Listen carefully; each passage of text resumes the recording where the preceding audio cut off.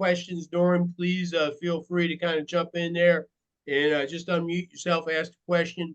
And then at the very end, I'll open everything up. We still got a little bit of time uh, on the meeting where I can answer questions afterwards. So most of y'all know who I am. My name is Dennis Riley. I'm the owner operator of First Line Fire Service Training Company. I'm a retired chief. I've been a battalion chief, an assistant chief, chief of operations. I've got this is my 50th year in the fire service. So, with that being said, I've been around the block a couple of times. And over the course of years, over the course of time, I've seen a lot of things that have worked really well. And I've seen some things that don't work well, that don't really support the mission, don't really get us to where we want to be. So these are the things I'm going to talk about tonight. I'm going to talk about the positive side, and then we can kind of walk that out if we want. Okay. Very first thing I'll say that I talk about is what I call, our default posture. When we come into the firehouse, what's our default posture? What are the things that we can talk about, that we can think about, that's going to put us in the position to be successful on fire ground? And look, man, most of y'all working in suburban America. So, and I've been a suburban fire chief for all my career, and I know how that goes, man. You can get real busy for a bit, and then you can go a month, 2, 3, and not catch any work. And then all of a sudden, you catch a job. So what we have to do is every once in a while come back to this default posture. Go, make sure everybody is clear on the mission and the purpose. Because, things kind of get away from us. So, what is that default posture? Well, number one, and I would say this every day that I walked into the firehouse, man, we're going to a fire today. Sometime between now and the shift, we're going to a fire. If we don't go to a fire, like Jocko says, good. I got another day to get ready. I got another day to sharpen my skills. I got another day to make sure my equipment is in top-notch shape.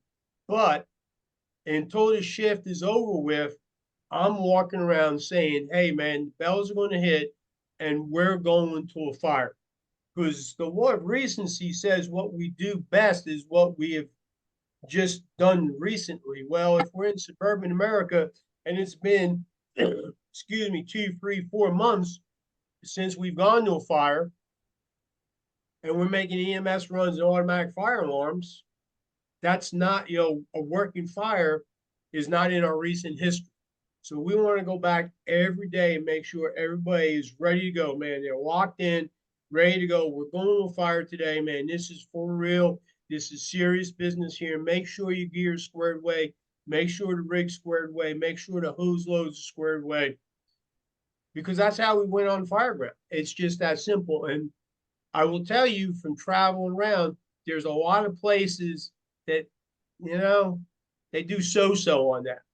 Okay? Second thing that I say that I tell my people is, listen, man, we are always going to default to an aggressive strategy. Now, that may be defensive, it may be offensive, it may be a transitional, it doesn't matter. We're going to pick the strategy that fits the incident, but we're going to be very aggressive in the way that we apply that strategy.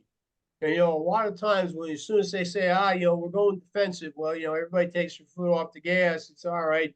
We'll just surround it. We'll stop it at the building of origin. And I use this example all the time when I teach. I mean, if 50% of the building is involved in fire, what does that mean? Well, that means 50% of the building isn't involved in fire. And in that 50% that's not burning, it's a business, and that's where their records are. Okay? Most business people will tell you they insure their building, they insure their contents, but man, there's no way to insure their records. If we can save their records, they can stay in business. If we don't save their records, the U.S. Fire Administration tells us that in the overwhelming majority of large loss fires, those businesses do not reoccupy in the jurisdiction where the fire was. They just don't. They don't come back. They go to the next township over. They get a 10-year tax abatement. and they start out fresh. Well, I don't think there's any fire department around that can lose a substantial contributor to their tax base. So even if we're defensive, we want to be kind of aggressive about that. We want to think real quick about how we can generate fast streams. I mean, go out to the training academy or, wherever you train that's got a hydrant and put a stopwatch on, and how fast can you flow 1,500 gallons a minute? Put a watch on it, man. Your wagon pipe, deck pipe, deck going, whatever, is probably going to flow 1,000 if you, depending on the tip that you have on there. Well, you pull a couple hand lines, man, there's 1,500 gallons. Excuse me. We know from fire formula that 1,500 gallons will extinguish 4,500 square foot of fire. So 1,500 gallons is a big throat punch we can put on a fire. We can stop that forward progress. We can aggressively employ a defensive strategy to stop the forward progress of the fire. So that's what I want to talk about with my people. And that's what I want my people to start thinking about. Hey, man, how quick, if we have to go defensive, how quick can we get large streams in service? And put a watch on it, man. Time yourself. It's very true. Sometimes we bring the stopwatch out too soon, but at some point the stopwatch needs to come out so we have a mark where we can measure our performance. Because once we know what that time is, then we can start working on getting a little bit better. And when we save seconds, we save property, and sometimes we save lives. So I think it's very important to have that aggressive stance regardless of the strategy. I always tell our folks, man, we expect to find a victim at every fire we go to. And we have a plan. We know exactly what we're going to do from the time we find the victim until they're in the back of the ambulance going to definitive care. And this is one of my big pet peeves I see a lot in training. We train people, okay, we're going to do a search drill, man, the victim's in there, we bring the victim out, put them outside, hey, drill's over with, good job. And all we're doing is building some serious training scars for our people. Because if that's the way we train, there is a possibility that's the way we're going to react on the fire ground. So what I say is continue that drill all the way through. Bring the victim out, do CPR. If you have EMS as part of your agency, have the ambulances out there, do CPR, put the victim on the gurney, put them in the back of the ambulance and let the ambulance drive away. So we build those strong habits within our people. If we go back to, the last job I worked, 3 stations, minimum staff was 8 people, okay? 8 people in 3 stations, 2 3-man engines and a 2-man engine. So if I have a battalion chief off, I got 3 people acting out a role because I got somebody stepping up to the battalion chief, I got somebody stepping up to the captain, got somebody stepping up as a chauffeur. I got a brand new person on that ship, brand new, just came out of the academy 2 days ago. They count on staffing. So I got 50% of that shift who is either brand new with no experience or they're acting out a role. They catch a fire, first due, and the second due unit is tied up doing the CPR job. Could we get into the point where we bring that victim out, we just drop them in the front yard and we don't follow through? And yeah, absolutely. It's a possibility. And if it's a possibility, don't we want to make sure that it doesn't become in actuality? If it's a possibility, then we need to plan for it, prepare for it, and prevent the negative side from happening. So, as I said, end your search drills with some type of patient care. Now in Pittsburgh, the last job that I was a chief in Pittsburgh, Kansas, what we gravitated toward is that when we found a victim, transmissions made, the chauffeurs would automatically see if we had an ambulance on scene. And if the ambulance wasn't there, the chauffeurs would get EMS gear and they would start to move toward the door where the victim was coming out. And what we adopted was a positive transfer of care. From the time we put our hands on them into the time they were going to the hospital, there was somebody who was going to take care of them. And we knew this ahead of time. We had it all planned out. Okay? Very, hey there, what's up? Very, very important, because in the height of the battle, some of these things can drop off the radar screen. So make sure that it doesn't happen. So we want to make sure that we have, we're expecting that victim and we have a plan. Okay. One of the things I always interject when I talk about this is what orientation do we find the victim? Do we come across their head or do we come across their feet? If we come across their head, that tells me that more than likely they were trying to get out. If we come across their feet, that tells me they were going for something. I don't know what it is. Maybe they were going for a dog. Maybe they were going for a kid. Maybe they were going for their invalid mother who's in the back bedroom. But all this is that plan for what we're going to do if we find a victim. And if we come across the feet first, we got to think about marking that spot so that once we get that one victim out, we can continue to extend the search. And we don't want to search things twice. We got to mark, we leave a Halligan on the floor, we jam it in the wall, we count doors, we do something to mark where we found that victim so that when we go back in or the next company comes in to continue the search, we can give them a landmark, they can go straight to it and then extend from there. So I think that's very, very important. And then we want to just talk about, if we find one, we're going to find another. Okay. And that's something that we're starting to see take hold in our search and rescue training, that when we find a victim, we do a quick sweep around the victim. And I got to tell you, when I came in a long time ago, we didn't do that. We found the dummy, we dragged them out, and that was it. Nobody talked about doing a sweep around the victim. And it's so very important to do that, because what happens if that was a mother or a father and they had a small kid in their arms and they're trying to get out, they pass out, they fall to the floor, they drop the kid.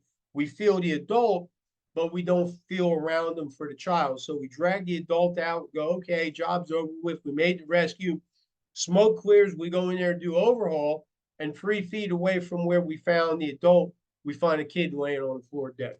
So let's make sure that doesn't happen. And I can't emphasize enough how important it is to go over this stuff on a regular basis, because sometimes we go a long period in between fires, and these little points that I just brought up can escape us.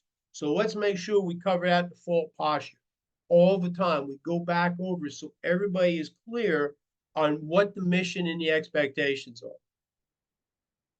You build the environment and you build the culture in your firehouse. It's very, very easy to say, well, the chief this and the captain that, all these other things.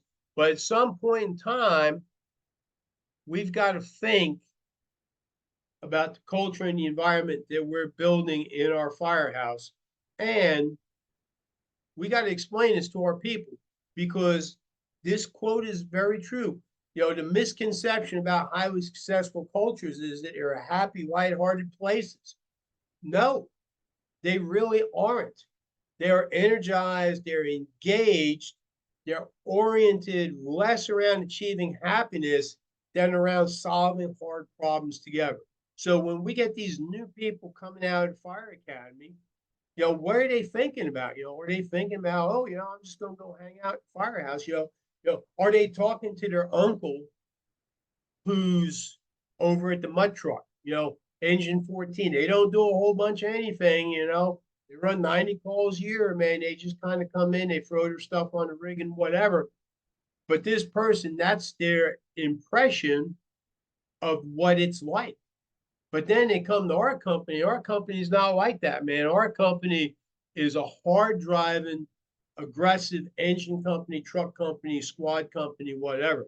So we got to make sure that people understand that it's just not all about, the t-shirt and the discount at Starbucks. If we're going to be successful, it's not really about being happy. It's about being committed to all these other things. Now, with that being said, I can tell you that those are the firehouses I came out of, and some of the best times I have ever had in all my life have been in those firehouses.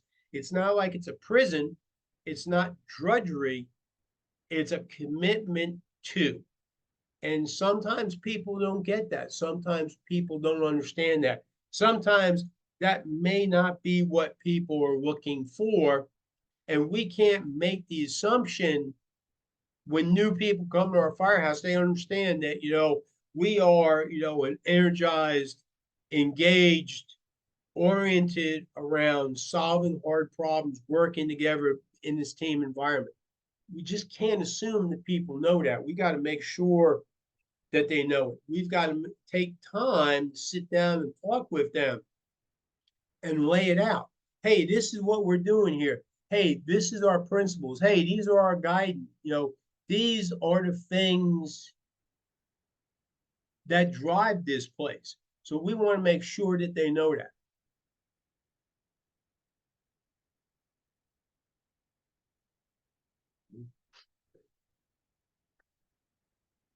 As a fire chief, I was always responsible for, the organization core values. Okay, I believe there's a lot of value in them.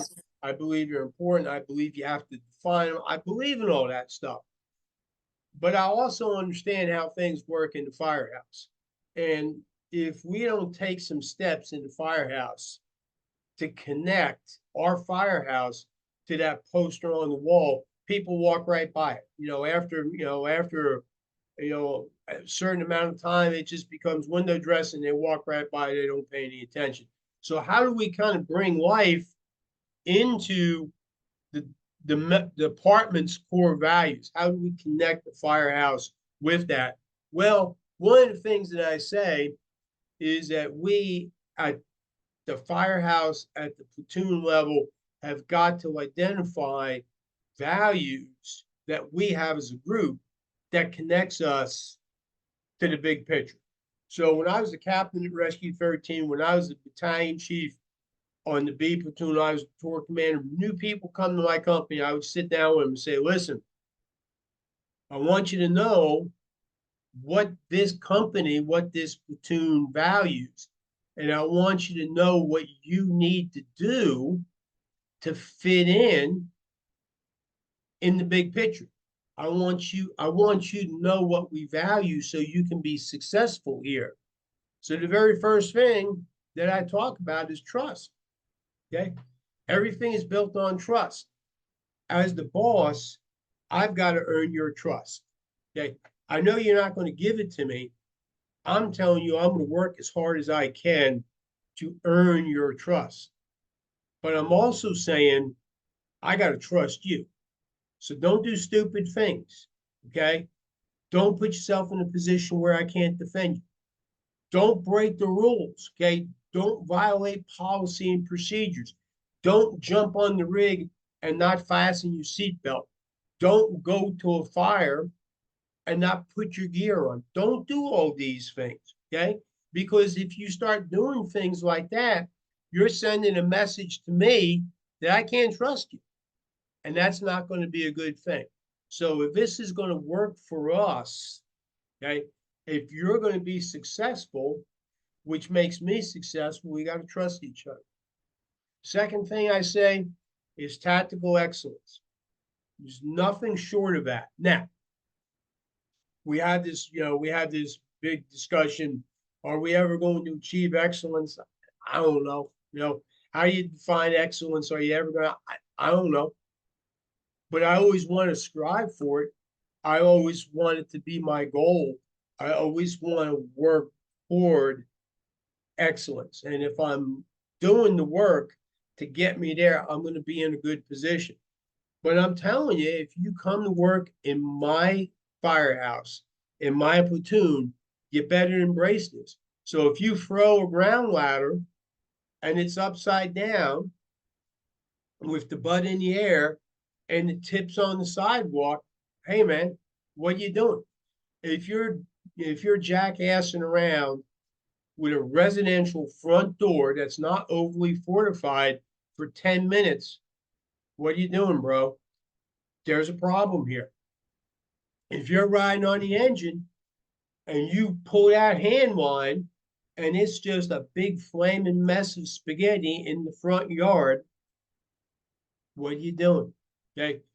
You have to be excellent in the application of your skills, or as close to excellence, excuse me, as you possibly can be. Now, my job as your boss is to help you get there. My job is to give you the training and the tools, the knowledge that you need to achieve tactical excellence. But I'm going to do all that, okay? But you got to do your part, and that's just the way it is, man. That's the way the game is played here, and I hold myself to those exact same standards that I'm going to hold you to. Got to understand that this is always team before self. Okay. When I was working for Blackwater, real simple. It was team gear, my gear, and then me. I was the last one, in that chain. Team gear was number one, man. The crew served weapons, the radios, the vehicles, all that stuff. Absolutely important. My own personal kit, well, I carried on myself, and I was a medic, my med kit. Once all that stuff was squared away, then I could take my shoes off, then I could eat, then I could get my nap, then I could do whatever. But until that other stuff wasn't done, I didn't take no. That stuff first. Same thing with us. It's team before self. The team equipment and the team has got to come first. And you know what? We get a lot of people coming into the service that don't have a big background in a team environment. Okay. They never played competitive sports. They weren't in the military. They don't really understand how this whole team thing functions. They don't have a good grasp on it. So we've got to make sure as these new people come in and we're briefing them on how our unit, our company, our firehouse, our battalion works. Hey man, I'm asking people, man, what's your background, in team-centered environments, man? Were you in the military? Hey man, did you ever play competitive sports? What's your background? Okay. Oh, I mean, I was on the chess team for a year. Okay. Well, that tells me you probably don't have a good, healthy working relationship of the dynamics of a team environment. So that means I've got to spend some time talking to you about those things because I can't hold you accountable for something that you don't understand. And then the last thing I say is hard work, man. Hard work. When I was on the companies, when I was a company officer, when I was a battalion chief, man, it wasn't every night. Okay. And I'm not going to be a slave driver. But man, some nights we didn't eat dinner until 8, 9 o'clock at night because work had to be done. Some days we knocked off at 2 o'clock to take some naps because we were going to go out to the training academy at 7 o'clock and we are going to train until 10 because, we wanted to, we did that during the nice weather seasons. But man, it didn't get dark until 8:30, 9 o'clock. And we felt it was very important to do some training when it was dark because night changes everything. Night changes depth perception, changes your vision, changes hearing, changes the way sound carries, changes everything. And if we look at statistics, we know a lot of our working fires happen at night. Well, if we know that the working fires are happening at night, how can we not spend time training at night? So we would alter our schedules. And man, that's just kind of the way it was. And I've said this 100 times, man. I'll say it another 100 times. There were people who would not come to Rescue 13 on the C platoon, and they would not come to the B platoon when I was a battalion chief. Good, we don't want your ass. We didn't want them because they didn't get this stuff. Okay, they were hiding. They were the decoys. They were wearing costumes, not uniforms. They were the recliner snipers, whatever. We don't want you. And they would do everything they could to avoid coming to the B platoon. And quite honestly, in 9.5 years, I did not have that many issues, quite honestly, because our reputation was out. And the chief knew it. And the chief, every once in a while, the chief would send me a guy and say, hey, listen, man, I'm going to send this guy over to you, man. I know. Let's give him a chance. Let's see what we could do with him. But for the most part, if this is your rep, if people know, then the boss knows. And the boss, if they've got any sense whatsoever at all, are not going to destroy their effective units. They're just not. Every once in a while, like I said, I get a guy, I get one of the marginal ones. All right, let me see what I can do with him. But when time came to transfer people, I always picked up a good couple. Okay. Because because everybody knew. So that's something to think about. And identify the ones or the qualities or characteristics that you want to have in your firehouse. And they may not be the same as mine. I mean, I'm not saying mine's perfect. I'm just saying you've got to figure out at your level what you want to value. And I just throw this picture up here, man, because I love it. And that picture says so much, man. Just take a look at it, man. That's Michael Phelps. You know what happened? He wins everything because he doesn't focus on the other folks. He focuses on the goal. And that's something else I tell my people. Look, man, if one of the other companies is doing something that's going to make us better, I want to know about it. Okay. Other than that, I don't care. Whatever, man. They don't wear the right color socks. Okay, big deal. No, whatever. Hey, listen, this guy, good. Good for them. Whatever. Hey, did you hear? No, I didn't hear and I don't want to. I don't want any of that background getting in my way of pursuing what I want. And what I want to pursue is trust and tactical excellence and team before self and hard work. And I don't want any of that other stuff, man. And when I focus on those four things, I'm looking straight ahead. And I'm not worried about who's around me. And if you've been in firehouse any amount of time, man, you've seen it, man. Guys getting these big arguments about, oh, they didn't empty the dishwasher. Oh, this is bullshit. Well, you go in there, there's like 4 plates and 4 coffee cups. It's like, all right, man, you know what? Go rest up for the big fire, man. I'll empty the dishwasher. I mean, it's that much of a hassle. Just empty the damn thing and go about your business. And I tell people, you better watch out because when you make a big stink about stuff like this, one of these days you're going to forget to empty the dishwasher. And you know what? Those guys are going to remember it. And you're never going to hear the end of it. So just go ahead and take care of it, man. And if it's an ongoing issue, go to the captain, go to the lieutenant, go to the officer, and let the officer handle it. But winners focus on goals. Very, very true.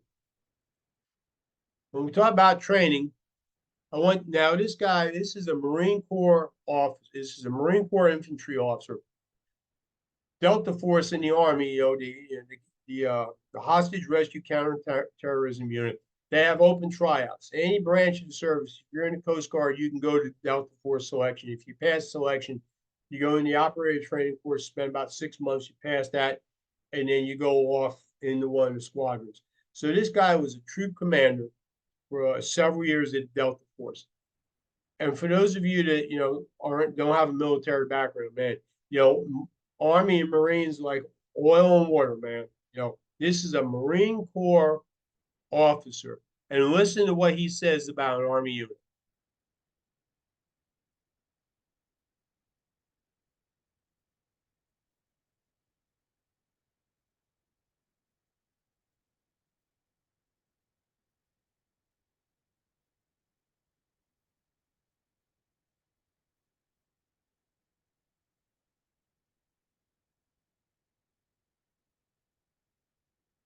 Excellence, man.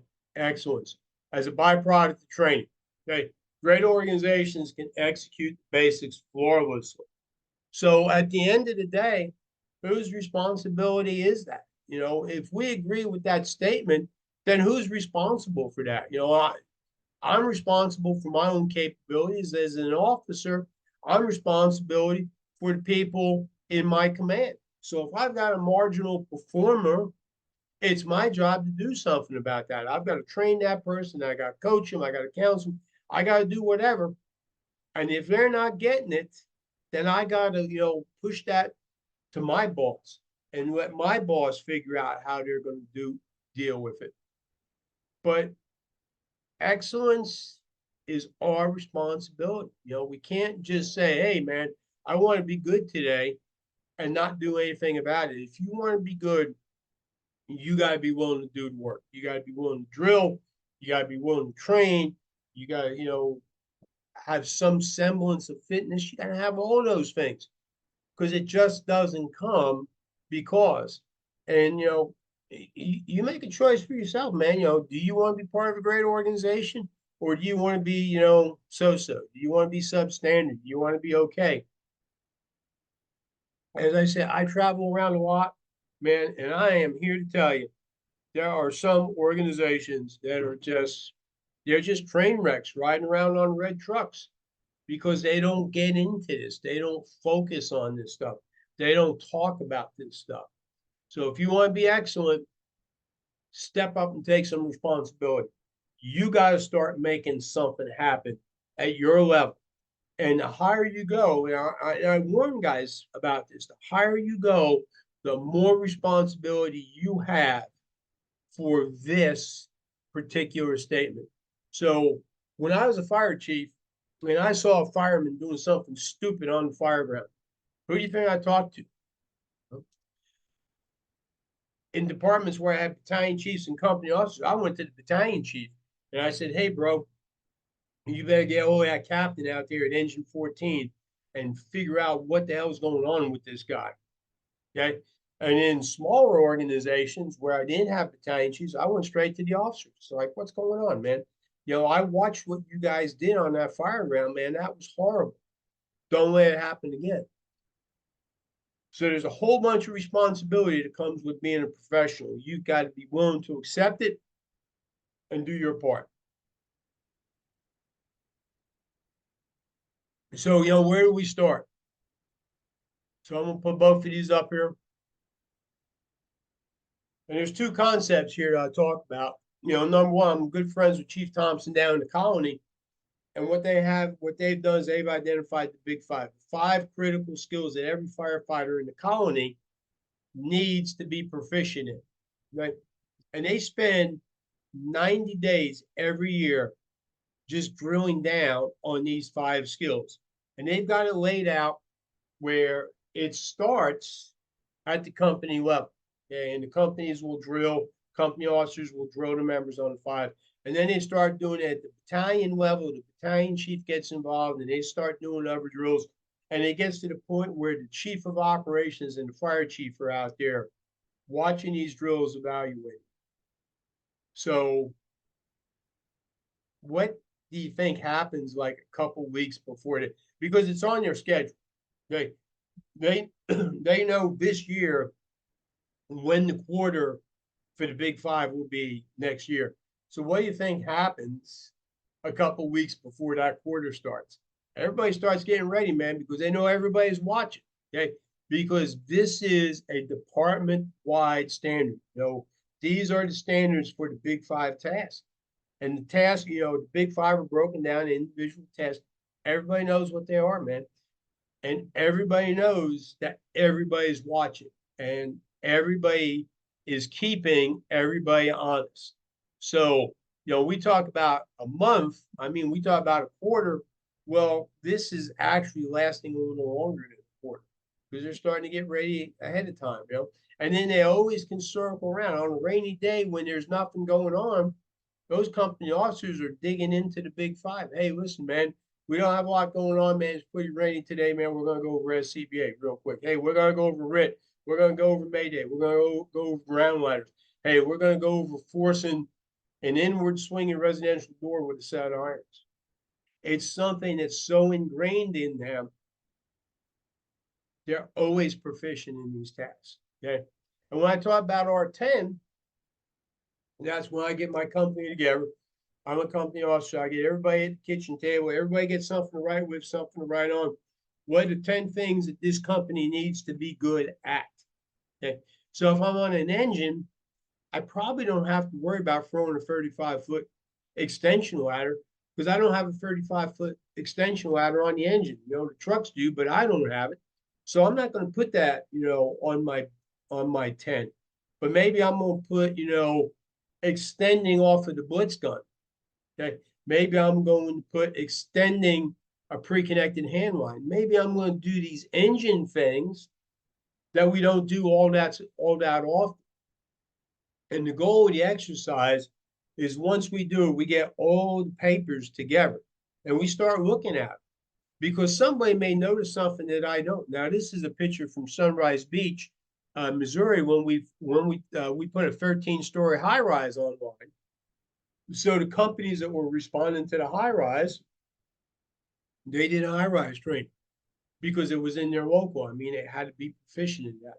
So we get all these papers together and we start looking at them, and the items that show up on multiple lists are the ones that tell me, hey, man, we got to focus in on this because there's several people seeing this. When we do that, now our company level training, we all own it. It's just not the captain coming out, okay, we're going to train on ropes and knots today. No, this is a rescue company, and 3 out of 5 guys said that we need to be able to rig the Stokes in the sked.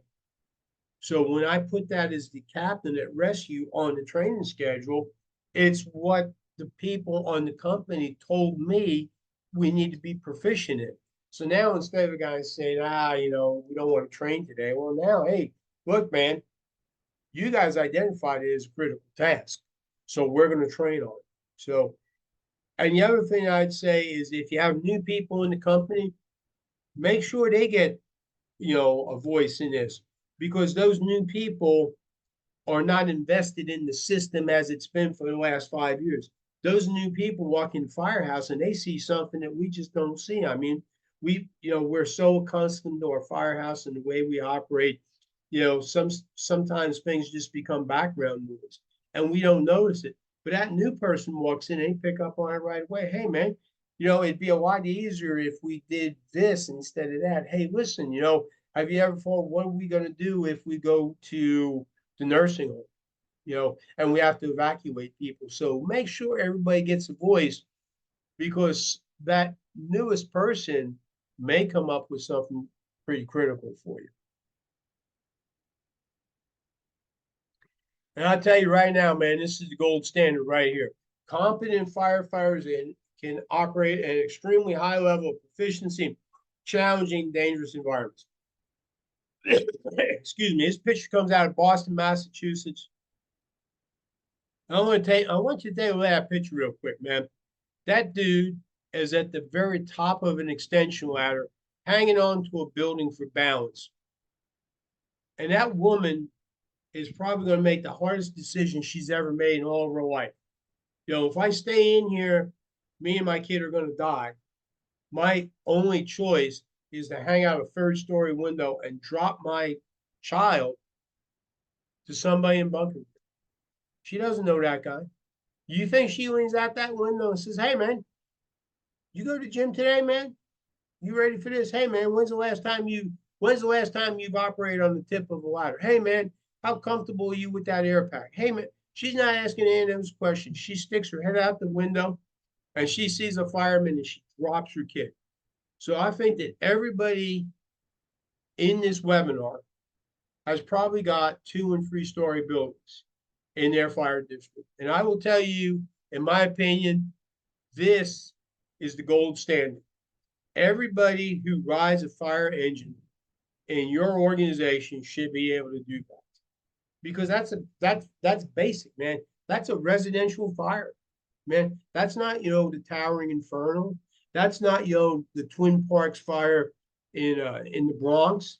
That is suburban America. That is a 2- to 3-story residential property. So everybody in our department should be able to do that. And when you look out in your firehouse, in your platoon, in your fire department, you say, well, I don't know. That's not a big deal. You just identified a problem. So what I would say to you is that you've identified a problem. Now go about fixing the problem. And if you're making positive steps to fixing it, that's good. But everybody we put on a fire truck better be able to do that, because that is everybody's fire. And that will come one day to your city, to your fire department. It may be in your jurisdiction. It may be a mutual aid run. I don't know, man. I don't know where you guys are going to be working 5, 10 years down the road. Who knows? But that's the gold standard. Can you get a ladder off? Can you get to the top of that ladder? And can you catch a child that somebody's willing to drop? Trusting that a fireman is going to take care of business. Okay? There it is, man. There it is. And that picture's on the internet. And if you guys want that picture and you don't have it, contact me. I will send you that picture, man. I mean, I throw that picture on the table. You know, I've done it before. I've thrown that picture on tables in the firehouse. I put that picture up on a bulletin board and wrote on it, "Are you ready?"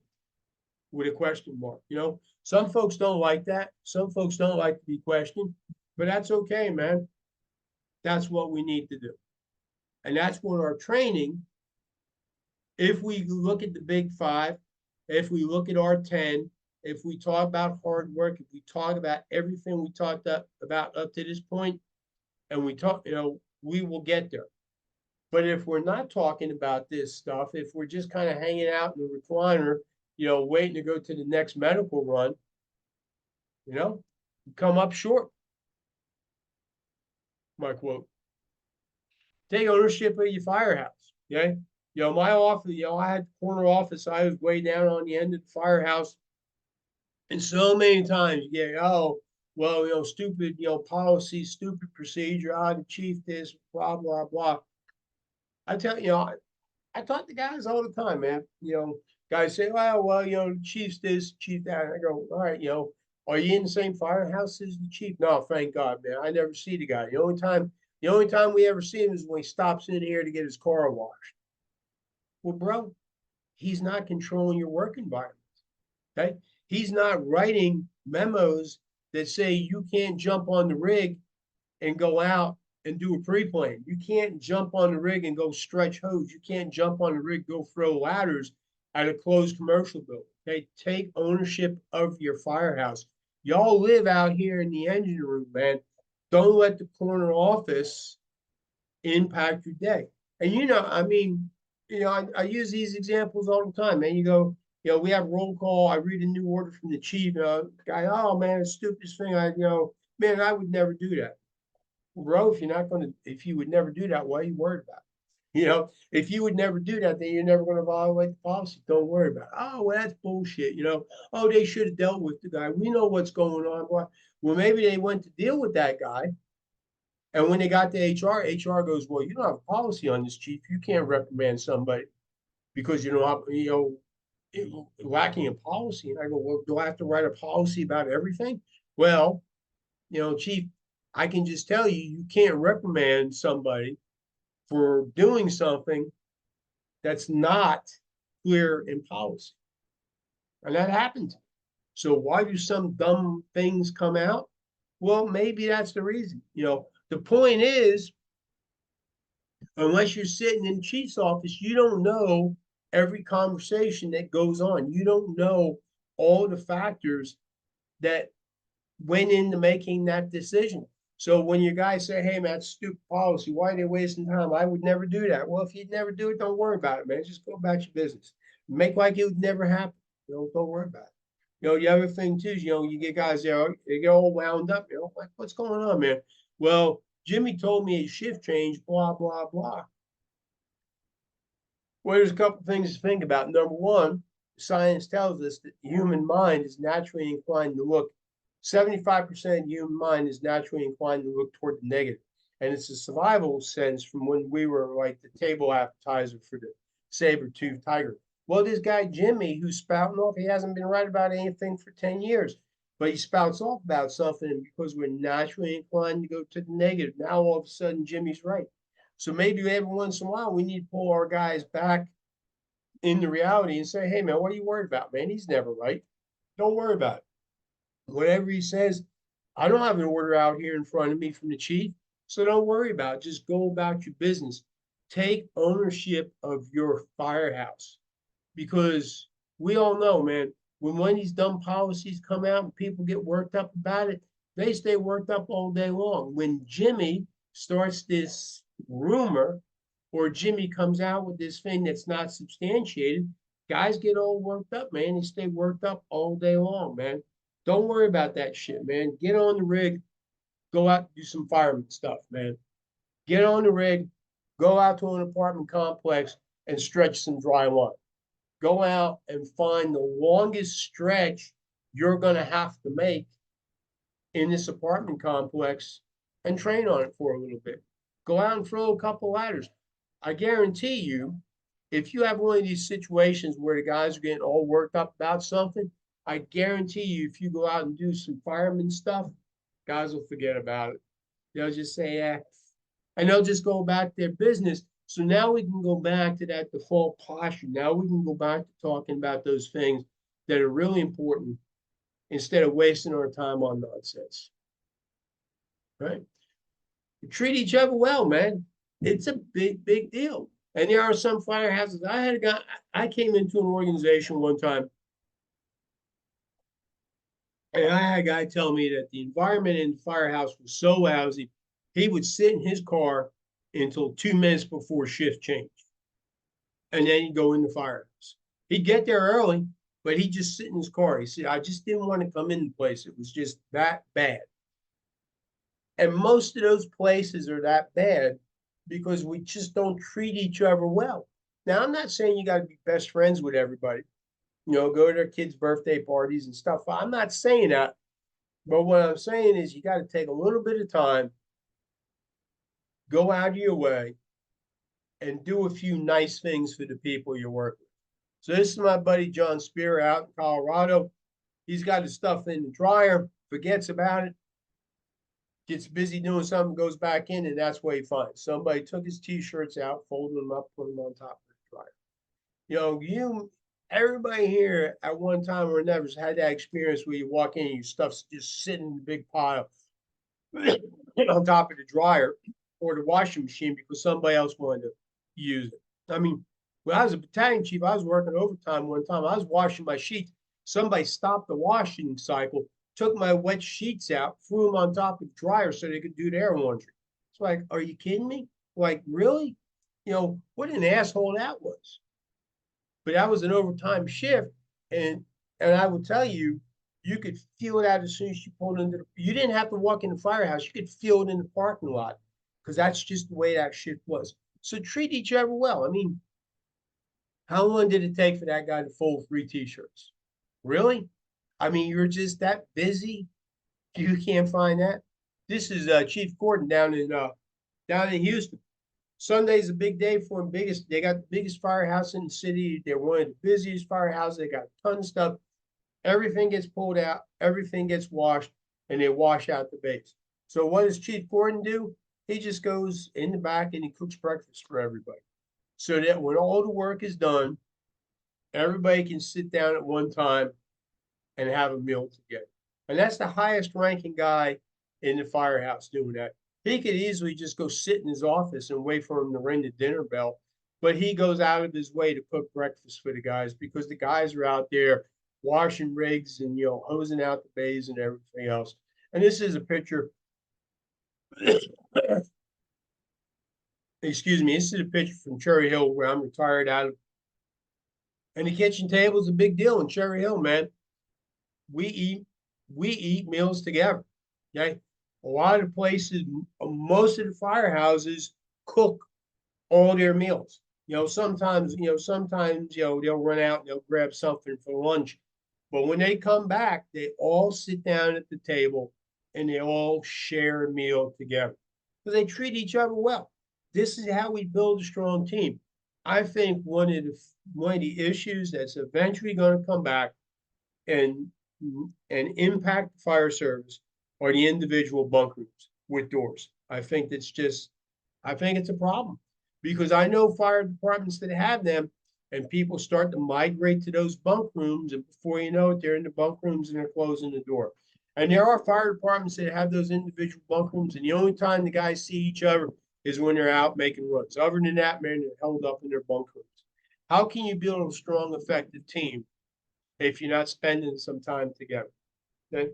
Don't have to be everybody's best friend, but there's an element of we got to spend time together to build those bonds that are going to translate to effectiveness on the fire ground.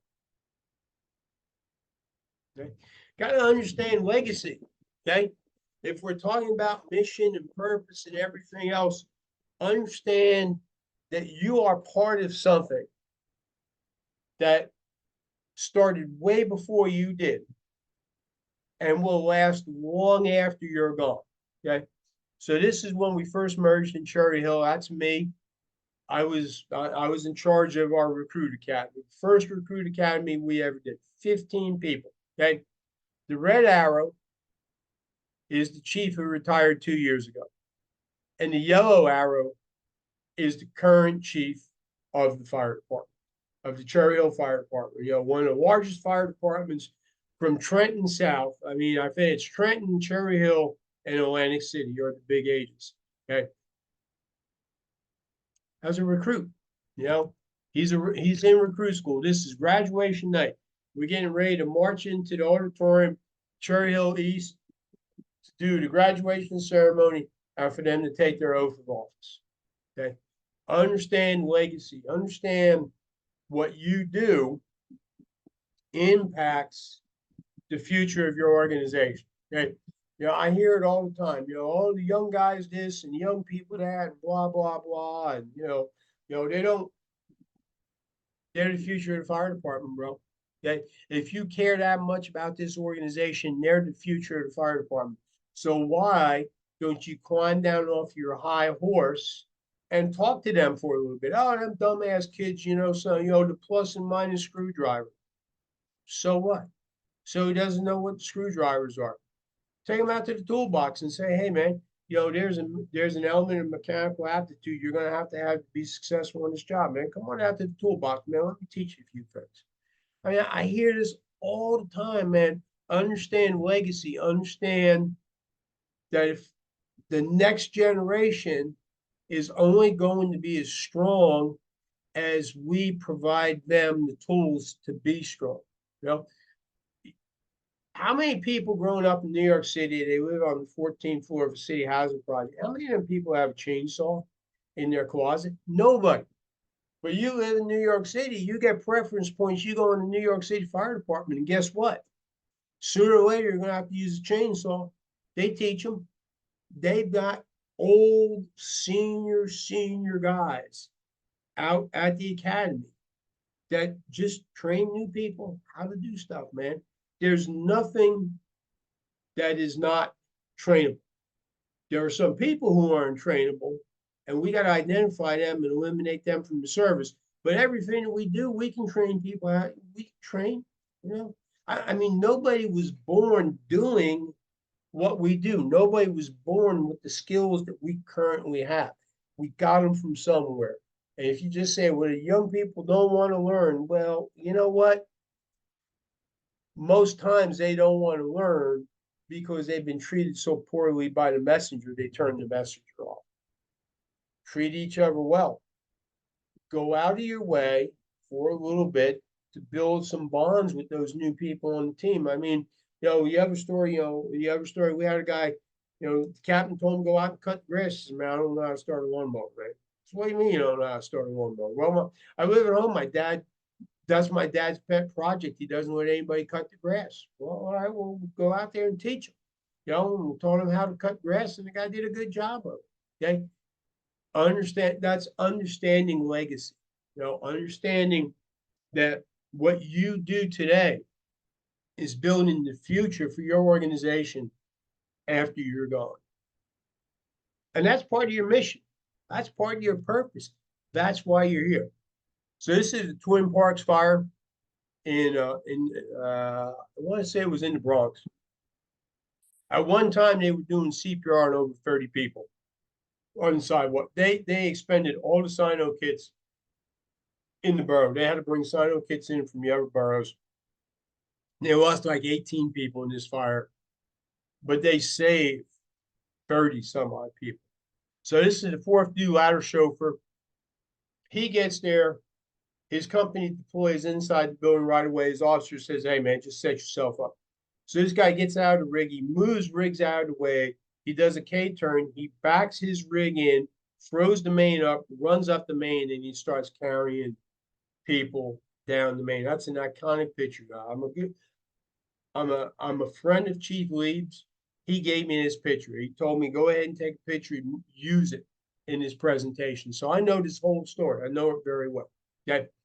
The fourth due ladder chauffeur on a fireproof, multiple occupancy building, not going to do anything, man. Okay. You don't have smoke migration. Most times it's an apartment. The door closes. The fire is contained to the apartment. Maybe the windows break out, get a little auto explosion, not a big deal. Fourth due ladder chauffeur, he's basically just going to sit out there and watch until this job happens. And the point of this slide is, here is a guy, this guy every day in the firehouse, man, he's working, he's thinking, what if? He's playing that what if game. How can I be a benefit on fireground? How can I be an asset? What are the different things I can do? So when it's game time, so when it is absolute game time, the guy executes flawless. All right, he didn't have his bunker coat on. All right, maybe we can say something about that if you really want. But when he's backing that ladder up and throwing the main up, and there's people hanging out those windows, it's time to go get him. And more than likely, there's a woman hanging out the window with this kid. That's why he's running up the ladder like that. And it's just not the big cities, man. This is suburban America. This is Cherry Hill, agency I'm retired from. Fire happened after I retired.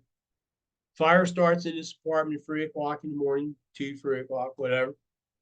The occupant bails out of the apartment, and the automatic door closure to the apartment fails. So the door of the apartment's left open. That's exactly what happened in the Twin Parks fire. The door to the fire apartment was left open. That's why smoke migrated through that entire building. That's why they had so many people, that were severely injured and died. But in this one, lady next door hears the smoke alarms going off. So she goes to get out of her apartment, and she's met in the hallway by smoke. So she retreats back into her apartment, gets over here on the balcony. Now, look at the fire damage. Okay. That fire started to migrate around that petition. So she's out here on this balcony. She's getting ready to jump when 24s pulls up. Okay. 24s goes in that building all the time, man. EMS runs, faulty alarm systems, bad elevators. This building's got a big long history. But what these guys do is when they're taken up for their medical run at 2 o'clock in the morning and the parking lot's full, not like when they do their pre-plan at 2 in the afternoon and there's nobody there. They set up the rig. Okay. They start spotting the curb where to put the rig to get the outriggers out. Okay. Look how close that outrigger is to those parked cars. Okay. Fairly close. And that's not luck. That's not, okay, slow down, measure. That's that chauffeur knew exactly where to put the nose of that rig, get those outriggers out. And as they're raising the main, the one fireman jumps on the main. He starts running up the main. Say, hey, man, guys tell me he said he was scared to death that he was going to slip and he was going to, cut his foot off because the main's extending as he's climbing. But that woman straddling that balcony, she's ready to jump, and that's from the 6th floor. And he said, hey, man, if I didn't get up there when I did, that woman was going to jump.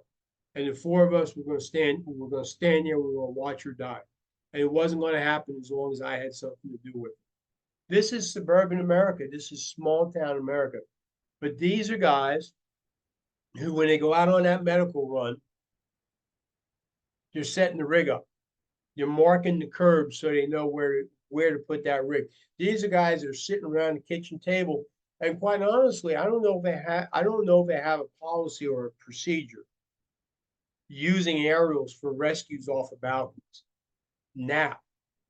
But I know for a fact that before this fire, there wasn't a guide one. Okay. This is training. This is guys sitting around the kitchen table saying, hey, man, if this, then what? Okay. If we've got to throw the main up to make a rescue, how are we going to do it? When they got there, man, nobody had to figure, nobody had to say, okay, you do this, you do that. They had already had that planned out, man. Every guy riding on that rig knew what they were going to do when they got there. And it's because they spent some time training. It's because of their default posture. We're going to a fire today, man. We're going to be aggressive in our stance. We're going to have victims. We got to plan on what to do. We shoot for tactical excellence. Everybody in this company knows what their role is. Team before self. We're willing to work hard. Hey, when you get a medical run at 3 o'clock in the morning, I know I've been there, man. What you're thinking about is just getting back to the firehouse so I can get back to sleep. I mean, I get that. I don't blame them, guys. I don't blame anybody thinking like that.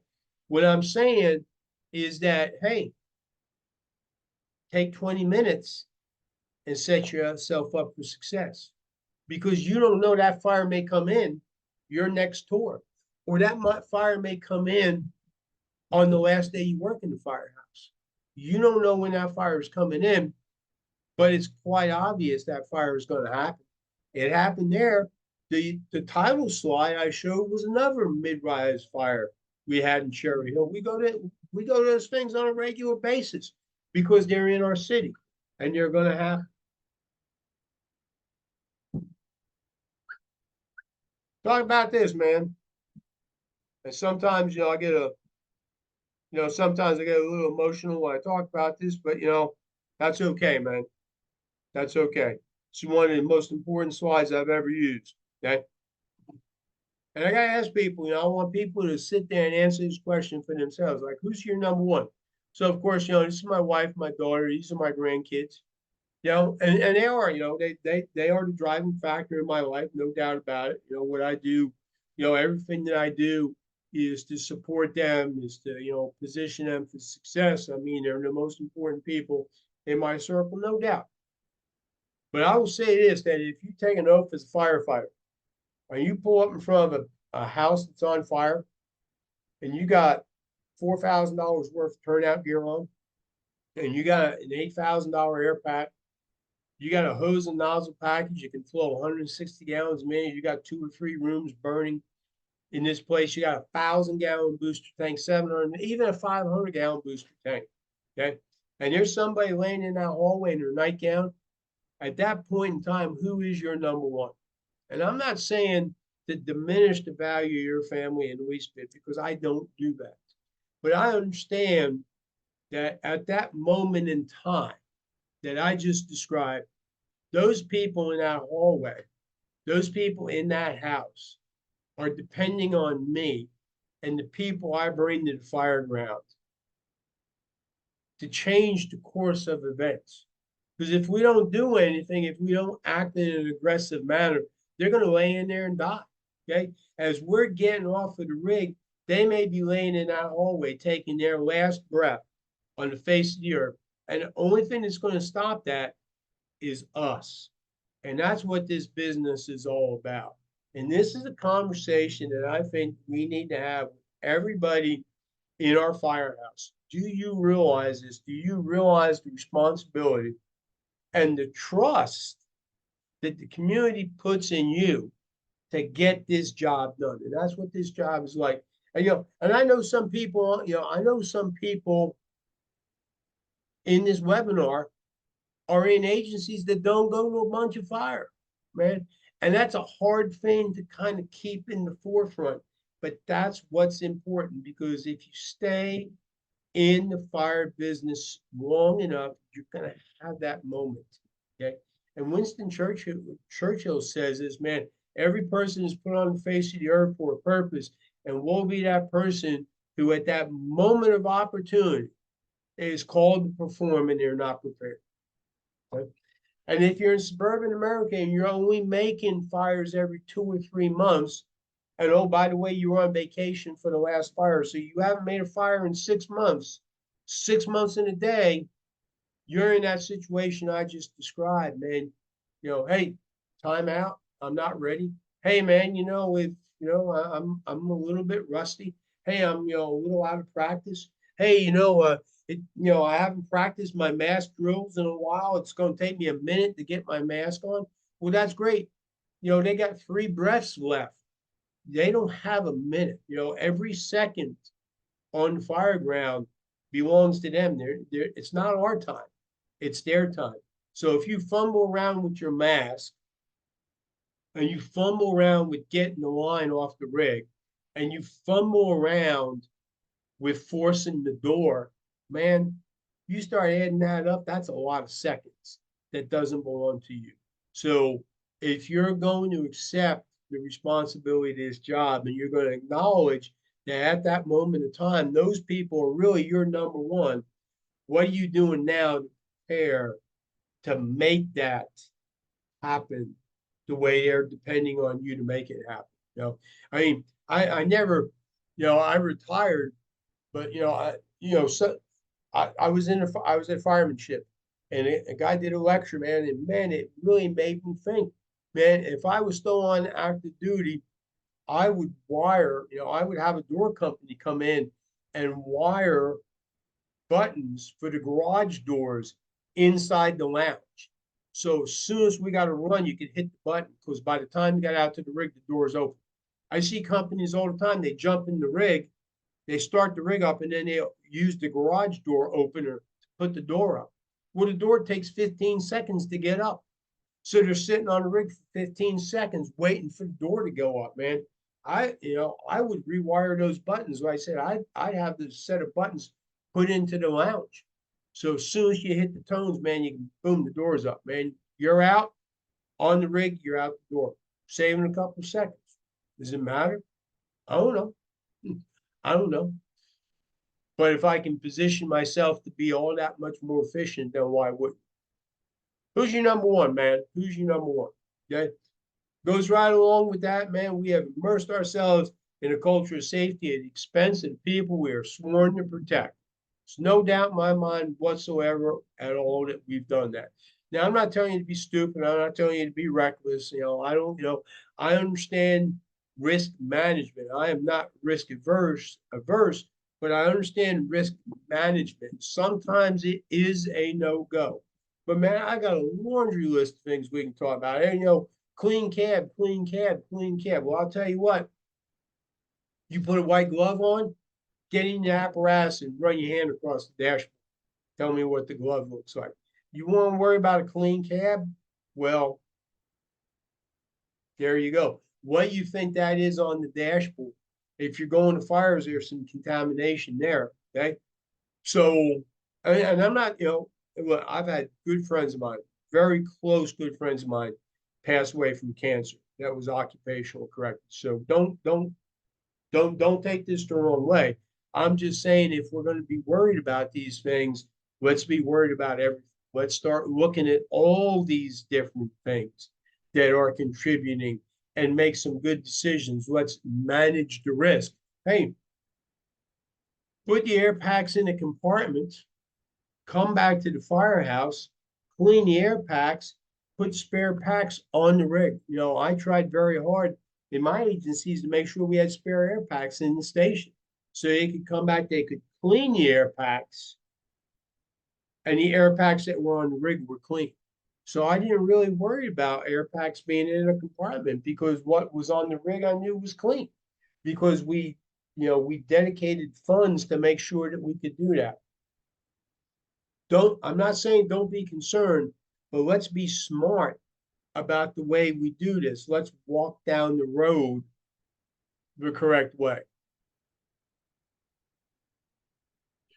It's 2 great pictures here, man. And this is all about training. This is really kind of summing up a lot of things we talked about. This kid was in that room. Okay. This is Metro Sacramento. They make this run. They pull up, they got an engine truck and a battalion chief pull up. They arrive simultaneously on this confirmed victim trap. They get a line off. They start getting water on fire real quick. The truck company gets around to the Charlie side. the father says he's in that room. Okay, so excuse me. So this is absolutely confirmed.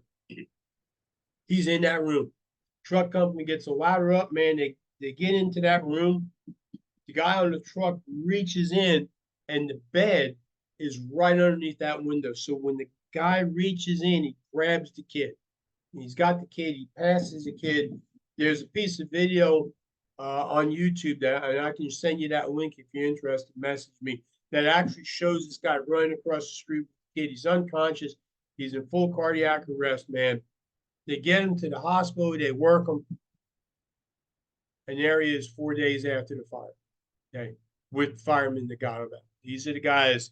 These are the guys on the truck and the engine that made that grab. This is 4 days. 4 days after that fire, that kid's sitting there. Once again, look at that building, man.